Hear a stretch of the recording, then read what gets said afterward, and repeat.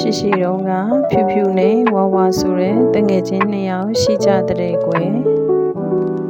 ဖြူဖြူမိဘတွေကချမ်းသာပြီးဝါဝါမိဘတွေကတော့အလေအလတ်မိသားစုကဖြစ်တဲ့ကွယ်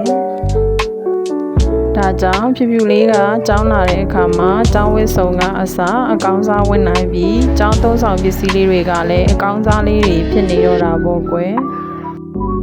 ဝါဝါလေးရဲ့မိဘတွေကတိတ်မချမ်းသာတာမို့ဝါဝါလေးရဲ့ဝတ်စုံနဲ့ကျောင်းသုံးဆောင်ပစ္စည်းလေးတွေကတော့တိတ်ပြီးမလှပရှာဘူးပေါ့ကွယ်အမြဲတမ်းလှလှပပနဲ့တက်ကြွနေတဲ့ဖြူဖြူလေးကိုကြည့်ပြီးဝါဝါလေးဟာအားငယ်နေရှာတဲ့ကွယ်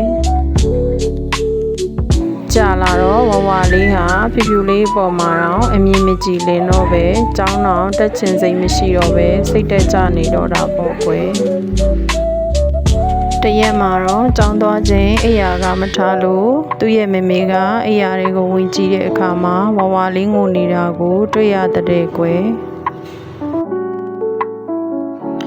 ဝါဝါလေးရဲ့မေမေကသမီးလေးဘာဖြစ်တာလဲလို့မေးတဲ့အခါမှာဝါဝါလေးကမေမေဖျားရှင်ကသမီးတို့ကိုဘာဖြစ်လို့တူအောင်မပန်ဆင်းတာလဲသမီးရဲ့တငယ်ချင်းဖြူဖြူကတော့အရန်ချမ်းသာပြီးသမီးတို့ကြတော့ဘာဖြစ်လို့ဆင်းရဲနေတာလဲသူ့ကိုကြည့်ပြီးသမီးအမြဲဝမ်းနဲ့အားငယ်ရတယ်မေမေလို့သူ့ရဲ့မေမေကိုပြောပြလိုက်တယ်ကွယ်